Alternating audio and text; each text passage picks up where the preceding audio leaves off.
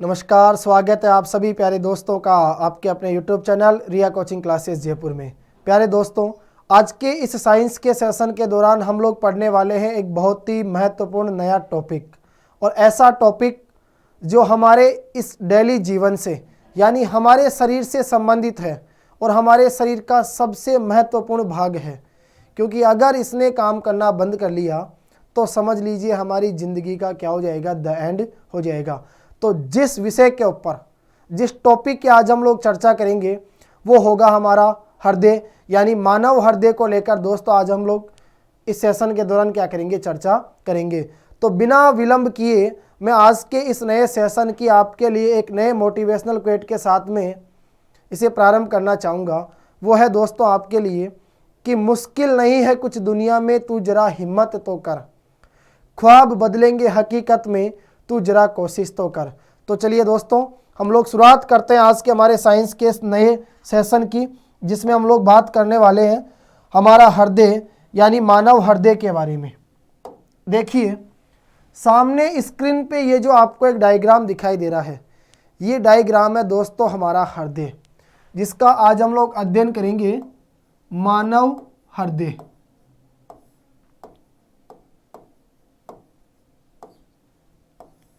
देखिए दोस्तों एक एक चीज़ का हम लोग अध्ययन करेंगे।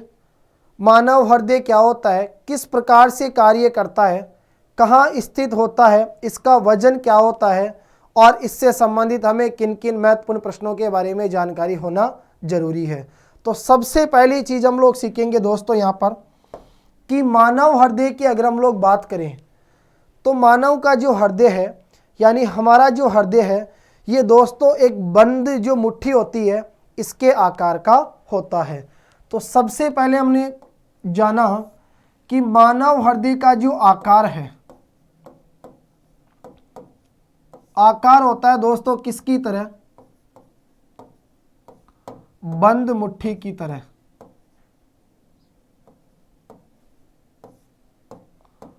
बंद मुट्ठी के आकार का। सबसे पहले हमने जाना कि हमारा जो हृदय होता है यह एक बंद मुट्ठी के आकार का होता है। और दूसरी चीज़ यदि आपसे पूछ लिया जाए कि हमारे हृदय का जो रंग है ये रंग कैसा होता है दोस्तों, तो आप लोग याद रखना हृदय का जो रंग है वो किस प्रकार का होता है, गुलाबी रंग का होता है। ठीक है, तो सबसे पहली चीज़ तो आपने जानी कि हमारा हृदय का जो आकार है ये बूंद जो एक बंद मुट्ठी होती है इस बंद मुट्ठी के आकार की तरह होता है। दूसरी चीज़ हमने पढ़ा कि हृदय का जो रंग है बच्चों वो कैसा होता है, गुलाबी होता है। अब यहाँ आपसे एक बहुत इम्पोर्टेंट प्रश्न पूछा जाता है कि हमारा जो हृदय है यानी जिस मानव हृदय की हम लोग बात कर रहे हैं, ये मानव हृदय हमारे इस विशाल शरीर के अंदर कहाँ स्थित होता है। तो थोड़ा सा आप लोग ध्यान देना, एक यहाँ आपको सामने स्क्रीन पे डायग्राम दिखाई दे रहा है। इस डायग्राम के अंदर जो आपको दिखाई दे रहा है यह है बच्चों हमारे लंग्स यानी फेफड़े। ध्यान रखना दोनों फेफड़ों के बीच में ये जो आपको जगह दिखाई दे रही है, ये दोनों फेफड़ों के बीच की जो हमें जगह दिखाई दे रही है, इस जगह को क्या कहा जाता है बच्चों, वक्ष गुहा के नाम से जाना जाता है। और आप लोग ध्यान रखना इसी वक्ष गुहा के बीच में क्या स्थित होता है, हमारा हृदय स्थित होता है। लेकिन हमारे हृदय का जो झुकाव है वो कौन सी तरफ होता है, तो आप लोग याद रखना बच्चों हमारे हृदय का झुकाव बाईं ओर होता है। तो यदि आपसे प्रश्न पूछा जाए कि बताइए हमारा जो हृदय है ये हमारे शरीर के अंदर कहाँ स्थित होता है, तो आपका आंसर होगा बच्चों दोनों फेफड़ों के बीच में स्थित। देखिए दोनों फेफड़ों के बीच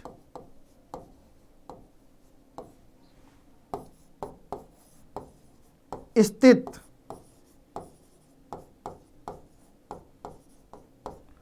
वक्ष गुहा में हमारा हृदय क्या होता है बच्चों, स्थित होता है। ठीक है, दूसरी चीज आपसे प्रश्न पूछा जाएगा कि ये जो हमारा हृदय है, ये हृदय क्या कार्य करता है।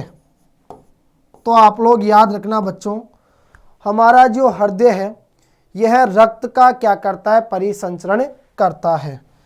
तो आप लोग ध्यान रखना, रक्त का परिसंचरण करने का काम कौन करेगा, रक्त का परिसंचरण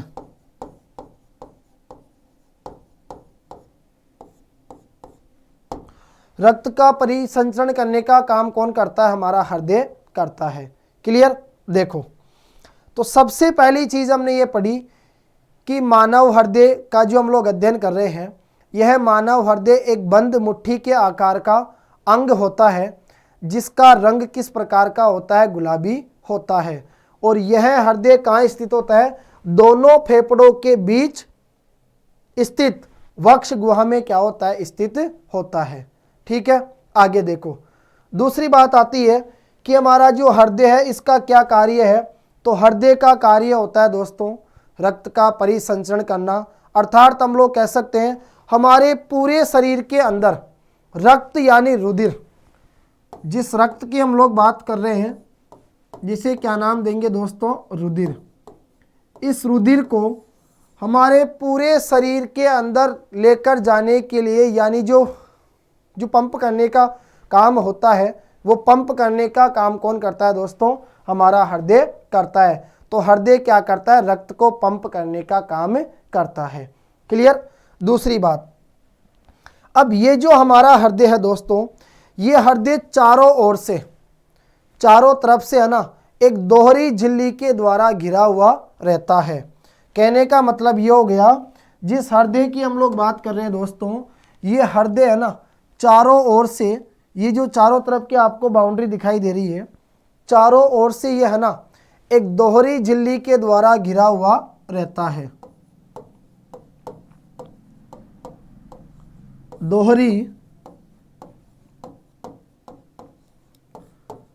झिल्ली द्वारा घिरा हुआ रहता है।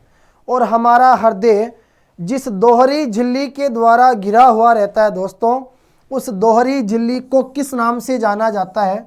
तो आप लोग याद रखना, उस दोहरी झिल्ली को पेरिकार्डियम के नाम से जाना जाता है। पेरिकार्डियम। पेरिकार्डियम का मतलब होता है दोस्तों हृदयावरण। क्लियर। और हृदयावरण से आपको पता चलेगा हमारे हृदय के चारों ओर का आवरण। क्लियर। तो यहां से आप सभी प्यारे दोस्तों को यही इंपॉर्टेंट प्रश्न याद करना है कि मानव जो हृदय है वो चारों ओर से जिस दोहरी झिल्ली के द्वारा घिरा हुआ रहता है, उस दोहरी झिल्ली को किस नाम से जाना जाता है बच्चों। तो आप लोग याद रखना, पेरिकार्डियम के नाम से जाना जाता है, जिसे हृदयावरण कहा जाता है। क्लियर। इसके बाद देखो, फिर आपसे पूछा जाता है कि जिस मानव हृदय का, जिस ह्यूमन हार्ट का हम लोग अध्ययन कर रहे हैं, इस हृदय के अगर हम लोग औसतन वजन की बात करें, देखो अगर इसके औसतन भार की बात करते हैं, तो हमारे हृदय का जो भार है दोस्तों, ये अगर बात करें किसकी, पुरुषों की, तो जो पुरुष होते हैं उन पुरुषों में इसका वजन होता है लगभग 300 ग्राम। जबकि अगर हम बात करें स्त्रियों में, तो स्त्रियों में इसका वजन होता है दोस्तों लगभग 250 ग्राम। क्लियर। तो यदि मान लीजिए मानव हृदय के भार को लेकर अगर आपसे प्रश्न पूछा जाता है, तो आप लोग याद रखना, मानव हृदय का जो औसतन भार है वो स्त्रियों में होता है 250 ग्राम, जबकि पुरुषों में कितना होता है बच्चों। तो आप लोग याद रखना 300 ग्राम होता है। क्लियर।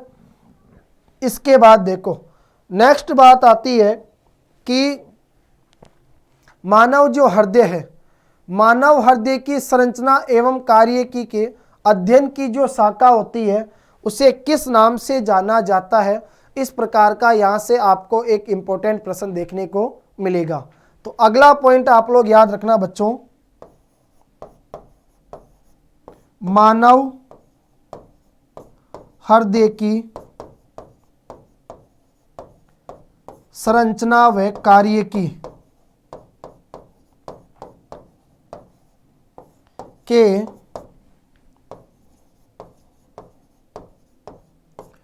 अध्ययन की शाखा। देखिए दोस्तों, मानव हृदय की संरचना व कार्य की के अध्ययन की जो शाखा होती है उसे किस नाम से जाना जाता है। आप लोग याद रखना,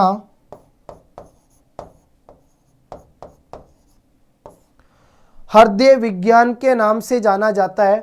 और हृदय विज्ञान को क्या कहा जाता है दोस्तों, कार्डियोलॉजी के नाम से जाना जाता है। याद रखना, कार्डियोलॉजी।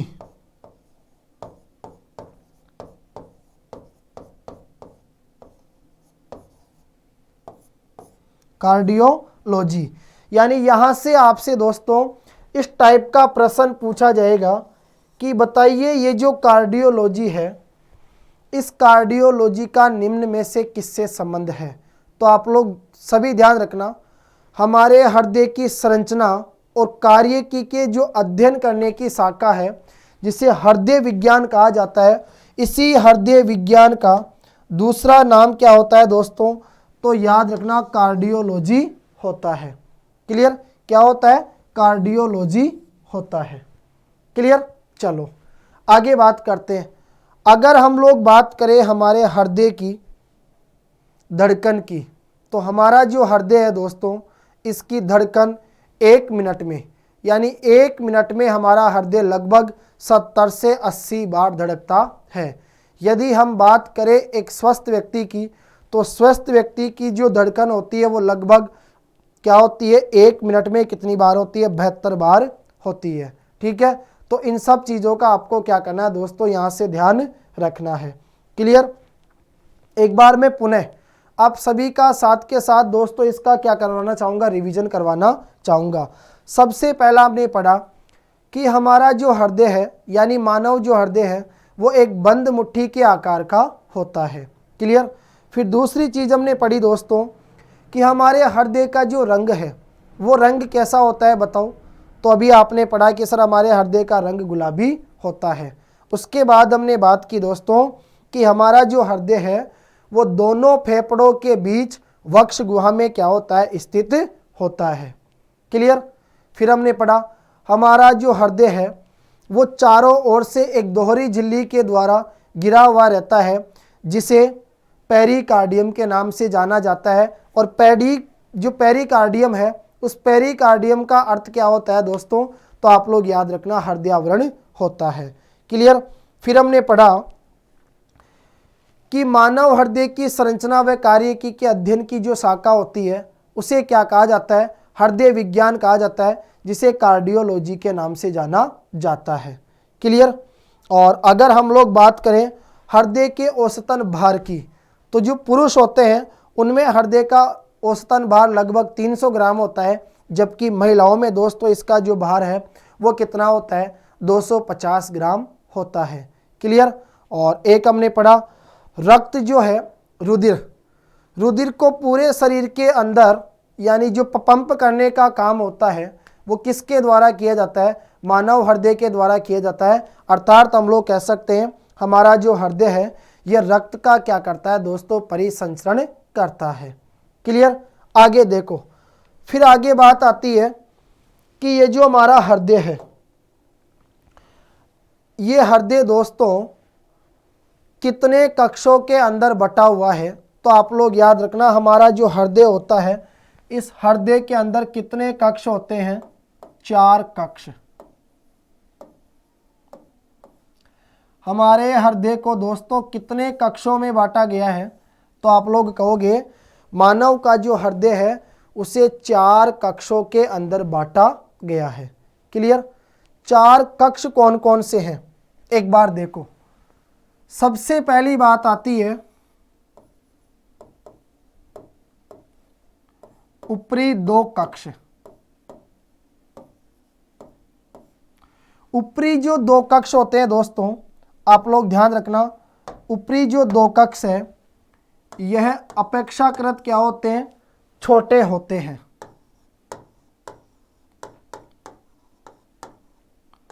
अपेक्षाकृत छोटे होते हैं।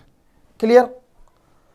ऊपरी जो दो कक्ष है वो अपेक्षाकृत छोटे होते हैं, जिन्हें किस नाम से जाना जाता है, याद रखना, आलिंद के नाम से जाना जाता है। क्लियर? बताओ क्या कहा जाता है, आलिंद के नाम से जाना जाता है। और इनकी जो दीवार होती है वो दीवार कैसी होती है दोस्तों, पतली होती है।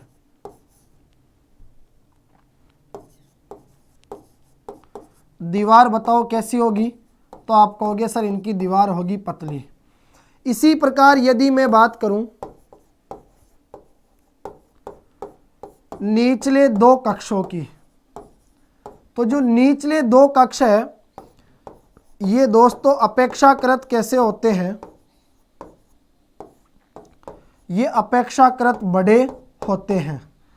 और इस कारण इन्हें क्या कहा जाता है, निलय के नाम से जाना जाता है। क्लियर? और इनकी अगर हम लोग दीवार की बात करें तो इनकी जो दीवार है वो कैसी होती है बच्चों, मोटी होती है। अब देखो, हमने पढ़ा कि हमारा जो हृदय है वो कितने कक्षों में बटा हुआ रहता है, 4 कक्षों के अंदर बटा हुआ रहता है।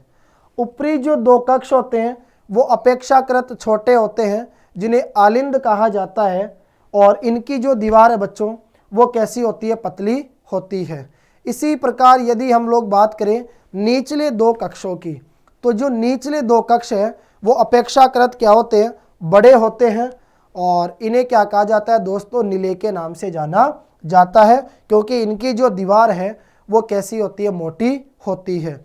अब यदि मैं आपसे कहूं दोस्तों कि ये जो हमारा हृदय है, अगर इस हृदय को बीच में से एक ऊर्ध्वाधर रेखा के द्वारा अगर दो भागों में विभाजित कर दिया जाए, तो एक हमें दायां भाग प्राप्त होता है और दूसरा हमें बायां भाग प्राप्त होता है। यहां से आप लोग देख पा रहे हैं ये आपका हृदय है, ठीक है।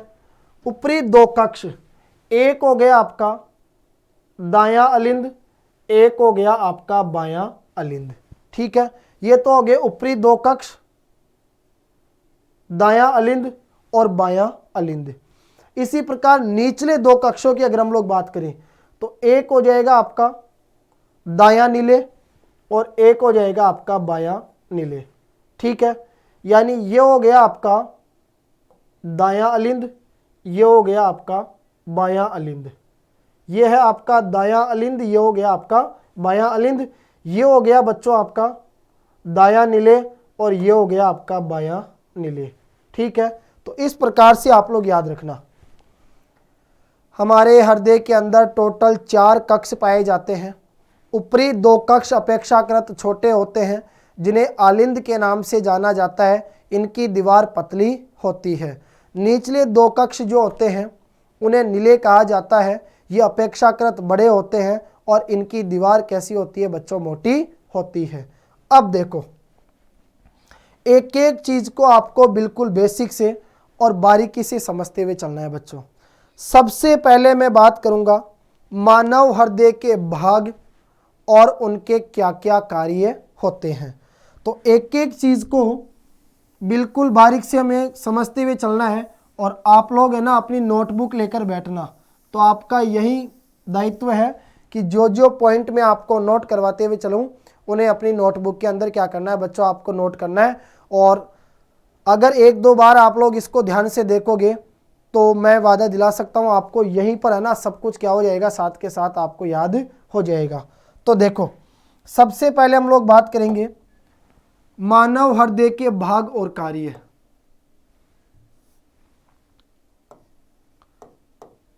मानव हृदय के भाग और कार्य। देखिए, हमने बात की मानव हृदय के भाग और कार्यों को लेकर।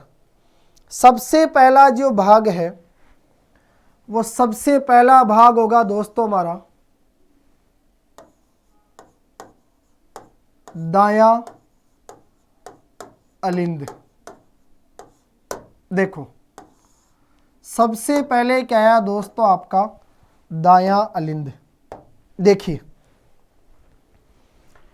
ये वाला जो आपका दायां अलिंद दिखाई दे रहा है, इस दाएं अलिंद के अंदर खुलती है दोस्तों हमारी महाशिरा।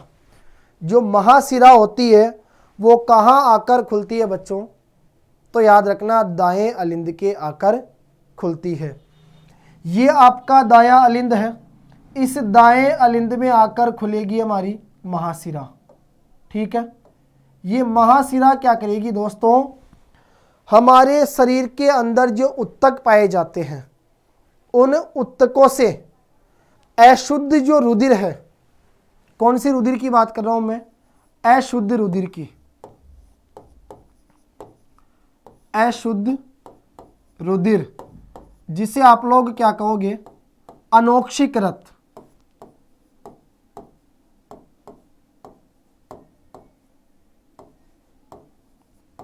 अनोक्षिकृत। देखिए दोस्तों, एक होगा हमारा शुद्ध रुधिर, शुद्ध रुधिर जिसे कहेंगे औक्षिकृत रुधिर, और एक होगा बच्चों हमारा अशुद्ध रुधिर जिसे हम लोग क्या नाम देंगे?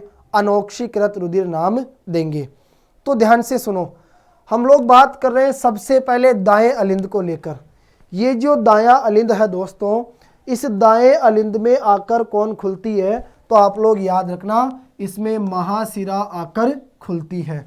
अब महाशिरा आकर खुलेगी किसमें? दाएं अलिंद में। तो महाशिरा क्या करती है दोस्तों? हमारे शरीर के अंदर जो उत्तक पाए जाते हैं, उन उत्तकों से अशुद्ध जो रुधिर होता है, उस अशुद्ध रुधिर को लेकर आती है, और अशुद्ध रुधिर को लेकर कहाँ भर देती है? इस दाएं अलिंद के अंदर भर देती है। ठीक है, अब दाएं अलिंद में आकर भर जाएगा अशुद्ध रक्त, वो दाएं अलिंद से होता हुआ फिर कहाँ पहुंच जाएगा? आपके इस दाएं निलेय के अंदर पहुंच जाएगा। ठीक है, तो सबसे पहली चीज तो आपकी क्या ही बताओ? दायां अलिंद। आपने कहा कि सर ये जो दायां अलिंद है, इस दाएं अलिंद के अंदर आकर महाशिरा खुलती है।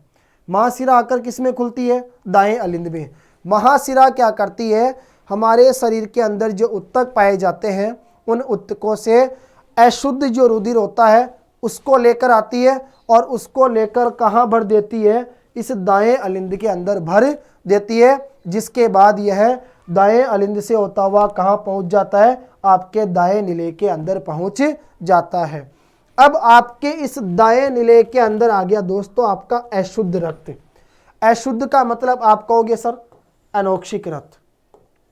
ठीक है, अब यहां जो अनोक्षिकृत आपका रुधिर है, ये यहां से निकलेगा इस प्रकार होते हुए, और किससे होकर निकलेगा? फुफ्फुसीय धमनी। ये जो नाम दिखाई दे रहा है दोस्तों आपको, ये इसे क्या कहा जाता है? फुफ्फुस धमनी के नाम से जाना जाता है। तो दूसरा आ गया अब हमारा दायां निलेय। दाएं निलेय के अंदर क्या खुलती है दोस्तों? याद रखना, ये धमनी खुलती है जिसे किस नाम से जाना जाता है? फुफ्फुसीय धमनी के नाम से जाना जाता है। यह आ गया हमारा फुफ्फुसीय धमनी, और फुफ्फुसीय धमनी का दूसरा नाम होता है दोस्तों पल्मोनरी धमनी। ठीक है, देखो इसी धमनी का दूसरा नाम होता है फुफ्फुसीय धमनी। तो फुफ्फुसीय धमनी आकर खुलती है दोस्तों किस में? आप कहोगे दाएं निलेय में। ये जो आपकी फुफ्फुसीय धमनी है, ये फुफ्फुसीय धमनी क्या करती है दोस्तों? इस दाएं निलेय के अंदर जो अशुद्ध रक्त भरा हुआ है, इस अशुद्ध रक्त को यहाँ से लेकर जाएगी कौन? फुफ्फुसीय धमनी, और ले जाकर कहाँ छोड़ेगी दोस्तों? फेफड़ों के पास में। क्यों? क्योंकि वहाँ क्या होगा? जो रक्त है, अशुद्ध रक्त है, इसका क्या होगा दोस्तों, ऑक्सीकरण होगा। अर्थात हम लोग ये कहेंगे कि जो अशुद्ध रक्त है ये फेफड़ों में जाकर क्या होगा दोस्तों, शुद्ध होगा। तो दूसरी चीज आप लोग ये याद रखो कि ये जो दायां निलय है जिसके अंदर अशुद्ध रक्त भरा हुआ है, इस अशुद्ध रक्त को ये जो फुफ्फुसीय धमनी है ये ले जाकर कहाँ छोड़ेगी, फेफड़ों में छोड़ेगी, जहाँ उसका ऑक्सीकरण होगा। यानी आपका अशुद्ध जो रक्त है दोस्तों वो फेफड़ों में जाकर क्या हो जाएगा, शुद्ध हो जाएगा। ठीक है, अब देखो फिर तीसरा आता है हमारे पास में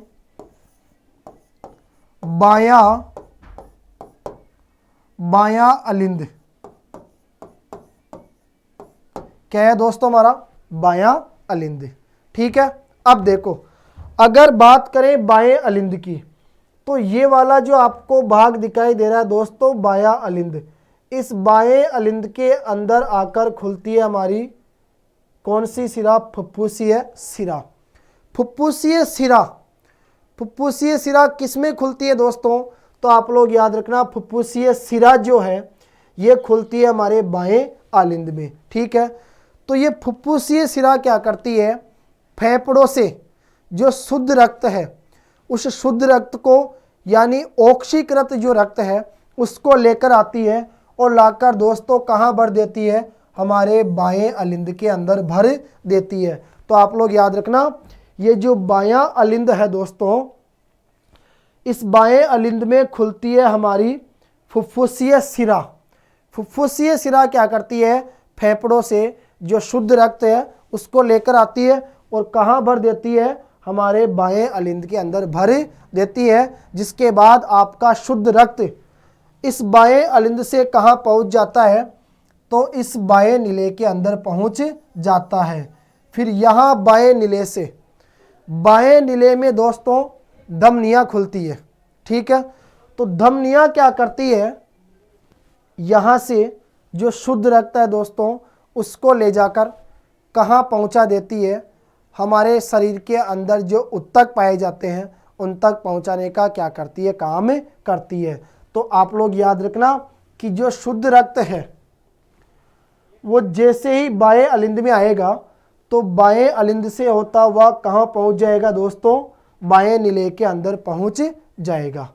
ठीक है, फिर उसके बाद जो धमनियाँ है वो यहाँ से इस शुद्ध रक्त को लेकर कहाँ पहुँचा देगी, हमारे शरीर के उत्तकों तक पहुँचा देगी। और इस प्रकार से यह चरण दोस्तों आपका आगे बढ़ता जाएगा। क्लियर, तो 4 भाग तो इंपॉर्टेंट आपके ये हो गए। चौथा भाग आपका कौन सा था, चौथा भाग था आपका दोस्तों बायां निले। ठीक है, अब देखो इसी प्रकार एक आता है आपका 5वां भाग जिसे क्या कहा जाता है दोस्तों, कपाट के नाम से जाना जाता है। और कपाट क्या होते हैं, ये कपाट होते हैं दोस्तों आपके वाल्व। वाल्व को क्या कहा जाता है, कपाट के नाम से जाना जाता है। तो आप लोग याद रखना यहाँ 2 मुख्य कपाटों की हम लोग चर्चा करेंगे। एक कपाट यानी एक वाल्व आपका वो है दोस्तों जो दाएं अलिंद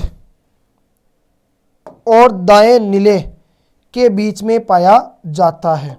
ये हो गया आपका दायां अलिंद और ये हो गया दोस्तों आपका दायां निले। ठीक है, तो दाएं अलिंद और जो दायां निले है इन दोनों के बीच में जो कपाट पाया जाता है दोस्तों उसे कहा जाता है कौन सा, ये आपका त्रिवलनी कपाट के नाम से उसको जाना जाता है। तो याद रखना ये जो आपका त्रिवलनी कपाट है, कौन सा कपाट बोलो, ये आपका त्रिवलनी कपाट। तो ये त्रिवलनी कपाट दोस्तों कहाँ पाया जाता है, तो ध्यान रखना दायां अलिंद व दायां निले के बीच में पाया जाता है। अगर इसी प्रकार हम लोग बात करें बायां अलिंद और बायां निले की, तो बायां अलिंद और बायां निले के बीच में जो कपाट पाया जाता है, जो वाल्व पाया जाता है, उसे दोस्तों द्विवलनी वाल्व के नाम से जाना जाता है। यानी द्विवलनी कपाट उसे कहा जाता है। और इसी द्विवलनी कपाट का जो दूसरा नाम है बच्चों, वो दूसरा नाम क्या होता है, तो आप लोग याद रखना इसे मिट्रल वोल्व कहा जाता है। यह आ गया आपका मिट्रल वोल्व।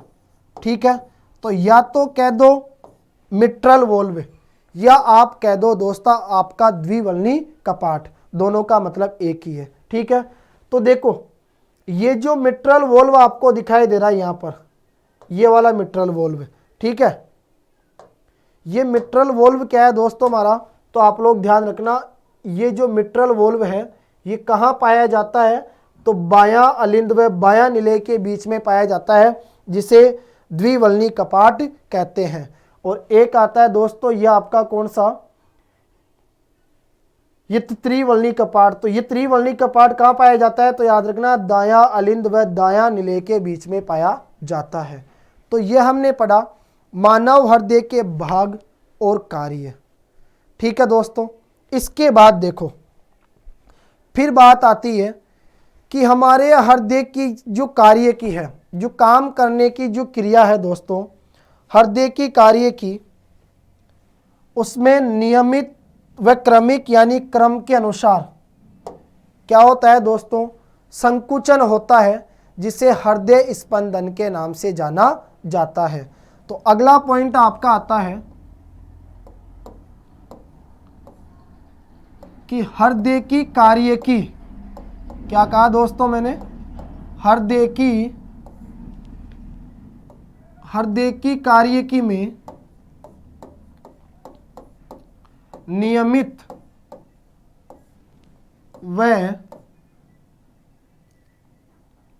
व क्रमिक यानी क्रम के अनुसार, नियमित व क्रमिक क्या होता है दोस्तों, याद रखना संकुचन होता है। ठीक है, संकुचन जिसे किस नाम से जाना जाता है, तो आप लोग याद रखना हृदय स्कंदन के नाम से जाना जाता है। ठीक है, तो याद रखोगे दोस्तों मानव हृदय की कार्य की में नियमित व क्रमिक संकुचन होता है, जिसे हृदय स्कंदन कहा जाता है, यानी हृदय की धड़कन कहा जाता है। ठीक है, अब देखिए दोस्तों ये जो हृदय की स्कंदन है, हृदय स्कंदन की दो प्रावस्थाएं होती है। हृदय स्कंदन की दो क्या होती है दोस्तों, प्रावस्थाएं होती है, और वो दो प्रावस्थाएं कौन कौन सी है, तो एक होती है आपका प्रकुंचन, एक तो हो गई दोस्तों आपका प्रकुंचन, और एक होता है आपका प्रसारण। तो इस प्रकार से आप लोग यहां से ध्यान रखना हृदय की कार्य की में नियमित व क्रमिक संकुचन होता है, जिसे हृदय स्कंदन कहा जाता है। हृदय स्कंदन की दो प्रावस्थाएं होती है, पहली प्रावस्था जिसे प्रकुंचन कहा जाता है, और दूसरी प्रावस्था जिसे दोस्तों प्रसारण के नाम से जाना जाता है। ठीक है, अगला पॉइंट आप लोग याद रखना हृदय का जो प्रत्येक स्कंदन है उसे हृदय चक्र के नाम से जाना जाता है। हृदय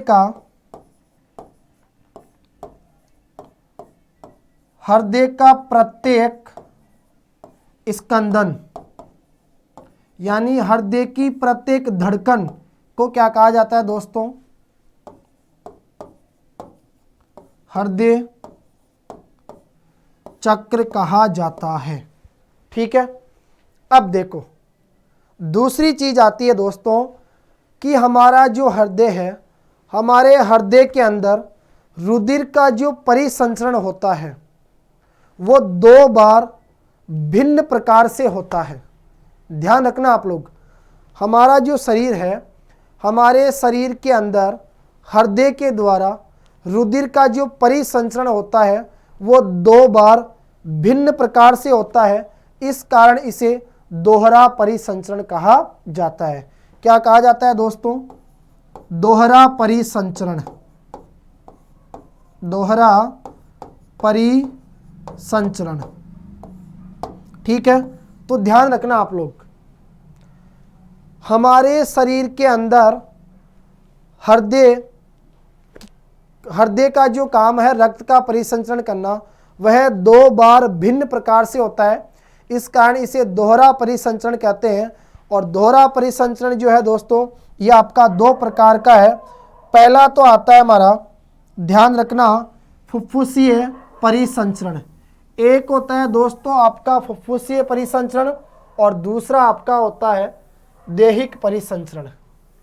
ठीक है, एक तो बताओ आपका कौन सा होगा? पहला फुफ्फुसीय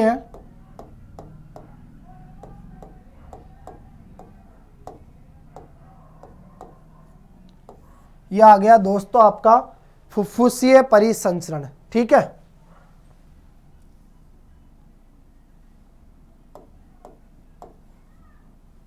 देखो पहला तो है हमारा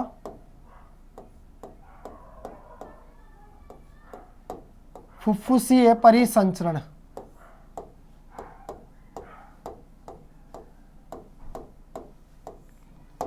और दूसरा होगा दोस्तों हमारा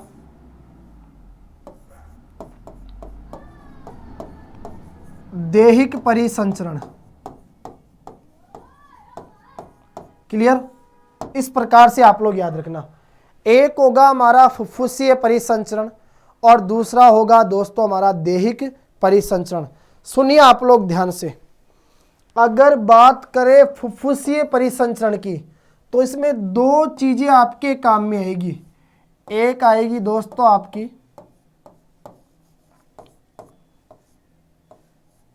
फुफ्फुसीय धमनी, एक तो आएगी फुफ्फुसीय धमनी और दूसरी आएगी दोस्तों आपकी फुफ्फुसीय सिरा। फुफ्फुसीय सिरा, देखो दो चीजों का आपको है ना विशेष रूप से ध्यान रखना है कि हम लोग बात कर रहे हैं साहब किसकी, तो आपने कहा एक तो आएगी सर फुफ्फुसीय सिरा और एक होगा हमारी फुफ्फुसीय धमनी। देखो इनका क्या योगदान है। जब फुफ्फुसीय परिसंचरण की बात करते हैं तो अभी हमने जस्ट पीछे पढ़ा था कि सर फुफ्फुसीय परिसंचरण के दौरान क्या होता है, ये जो हमारी फुफ्फुसीय धमनी है, ये फुफ्फुसीय धमनी क्या करती है दोस्तों, इस दाएं नीले के अंदर जो अशुद्ध रक्त भरा हुआ रहता है, उस अशुद्ध रक्त को यह ऑक्सीकरण के लिए कहाँ लेकर जाती है? फेफड़ों तक लेकर जाती है। तो एक तो ये हो गया काम किसका? फुफ्फुसीय धमनी का। अगर फुफ्फुसीय सिरा की बात करें तो फुफ्फुसीय सिरा क्या करती है दोस्तों, ये जो आपकी फुफ्फुसीय सिरा है ये क्या करेगी? फेफड़ों से जो आपका शुद्ध रक्त होगा उसको लेकर आएगी और कहाँ भर देगी? आपके बाएं नीले के अंदर भर देगी। तो अगर बात करें फुफ्फुसीय परिसंचरण की तो उसमें दोस्तों एक तो काम में आता है बायां नीले और एक काम में आता है आपका, बताइए कौन सा? देखिए सॉरी, एक तो काम में आएगा दोस्तों आपका बायां नीले नहीं, बायां अलिंद। ठीक है, एक तो काम में आ जाएगा आपका बायां अलिंद और एक काम में आ जाएगा आपका दायां नीले। दो चीजों का विशेष ध्यान रखना। अगर बात करें किसकी? फुफ्फुसीय परिसंचरण की, तो फुफ्फुसीय परिसंचरण के दौरान हमें दो चीजों का मुख्य रूप से ध्यान रखना है। एक तो काम में आएगा हमारा दायां नीले और एक काम में आएगा हमारा बायां अलिंद। क्यों? क्योंकि दायां जो नीले है, इस दाएं नीले से क्या होगा दोस्तों, अशुद्ध जो रक्त है उस अशुद्ध रक्त को फुफ्फुसीय धमनी लेकर जाएगी कहाँ? ऑक्सीकरण हेतु किसके पास? फेफड़ों के पास। फिर क्या होगा? फेफड़ों से जो शुद्ध रक्त होगा उसको यह हमारी फुफ्फुसीय सिरा लेकर कहाँ आ जाएगी? बाएं अलिंद के अंदर लाकर उसको क्या कर देगी? भर देगी। इसी प्रकार यदि हम लोग बात करें देहिक परिसंचरण की, तो देहिक परिसंचरण के दौरान हमारे पास काम में आएगा दोस्तों, एक तो आपका काम में आ जाएगा दायां अलिंद।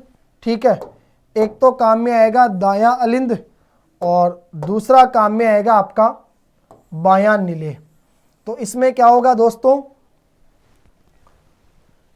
दाएं अलिंद में क्या होगा? महाशिरा खुलेगी। यह क्या करेगी? हमारे शरीर के उत्कोष से अशुद्ध रक्त को लेकर आएगी और कहाँ भर देगी? दाएं अलिंद में भर देगी। ठीक है, और फिर हमने बात की किसकी, बाएं नीले की। क्लियर। तो बाएं नीले के दौरान क्या होता है दोस्तों, बाएं नीले में धमनियां खुलती है। धमनियां क्या करती है, यहाँ से जो शुद्ध रक्त होता है उस शुद्ध रक्त को लेकर ये कहाँ तक पहुँचाती है, हमारे शरीर के ऊतकों तक पहुँचाने का क्या करती है, काम करती है। तो इस प्रकार आप लोग याद रखना दोस्तों, हमारे शरीर के अंदर जो रक्त का यानी रुधिर का जो परिसंचरण होता है दोस्तों, वो 2 बार भिन्न प्रकार से होता है। इस कारण उसे दोहरा परिसंचरण कहा जाता है। पहला होता है हमारा फुफ्फुसीय परिसंचरण और दूसरा होता है दोस्तों हमारा देहिक परिसंचरण। ठीक है, इसके बाद में यदि हम लोग बात करते हैं तो आगे आता है दोस्तों हमारा, ये आपको एक डायग्राम दिखाई दे रहा है और आप कहोगे, इसको देखते आपके दिमाग में आएगा कि सर ये तो वो चीज़ है जब हम लोग डॉक्टर के पास जाते हैं तो अपने गले के अंदर लटका कर इसको रखता है।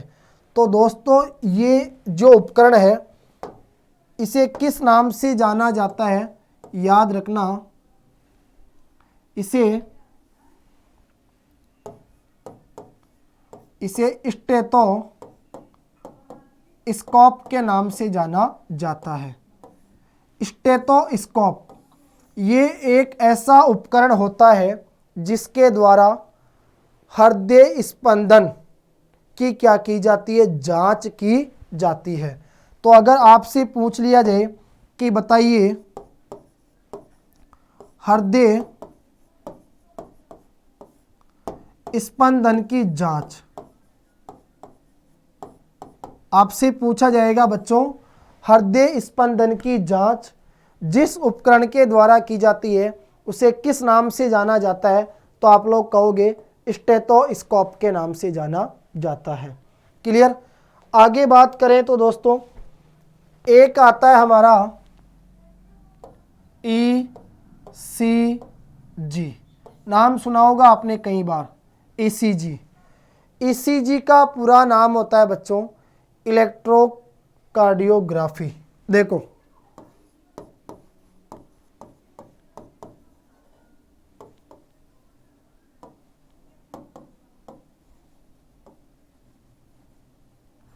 इलेक्ट्रोकार्डियोग्राफी, इलेक्ट्रोकार्डियोग्राफी पूरा नाम होता है दोस्तों किसका, ECG का।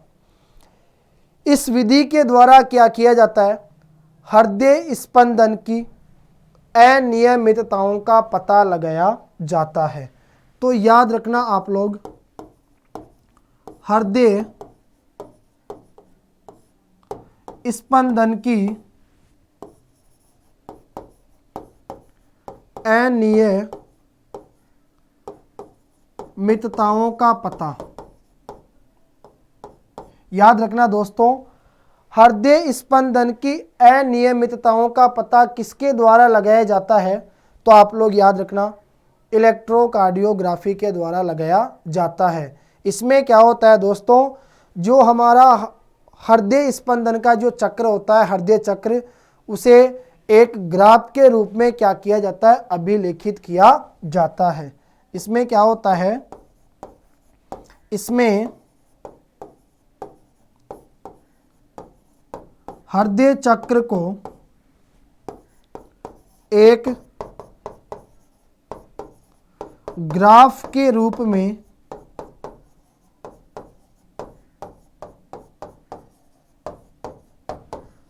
अभिलेखित किया जाता है। ठीक है दोस्तों, तो इस प्रकार से आप लोग 2-3 चीज़ों का याद रखना कि हमारे हृदय की जो धड़कन होती है उस धड़कन का पता लगाने के लिए यानी हृदय स्पंदन की जांच करने के लिए जिस उपकरण का उपयोग किया जाता है उसे क्या कहा जाता है, तो अभी हमने पढ़ा था दोस्तों पीछे, उसे किस नाम से जाना जाता है, स्टेथोस्कोप के नाम से जाना जाता है। दूसरी बात हमने पढ़ी, एक होता है ECG जिसे इलेक्ट्रोकार्डियोग्राफी कहा जाता है। यह एक ऐसी विधि होती है जिसके द्वारा हृदय स्पंदन की अनियमितताओं का पता लगाया जाता है। क्लियर। इसी प्रकार इसमें क्या किया जाता है दोस्तों, हृदय चक्र को एक ग्राफ के रूप में अभिलेखित किया जाता है। तो आज के इस सेशन के दौरान इस प्रकार हमने दोस्तों किसका अध्ययन किया, हमारे शरीर में पाए जाने वाले हृदय का अध्ययन किया। उम्मीद करूंगा आप सभी प्यारे दोस्तों को हृदय से संबंधित जो जानकारी है वो पूर्ण रूप से समझ में आई होगी। तो एक बार जल्दी से आपको दोस्तों इसको अधिक से अधिक शेयर करना है और लाइक करना बिल्कुल भी नहीं भूलना। उम्मीद कीजिए बच्चों, और आप लोग इंतज़ार कीजिए हमारी जो अगली कक्षा होगी उसका। अगली कक्षा के अंदर हम लोग एक और इसी प्रकार हमारे शरीर के महत्वपूर्ण अंग के बारे में चर्चा करेंगे। तो तब तक के लिए आप सभी प्यारे बच्चों को जय हिंद, जय भारत।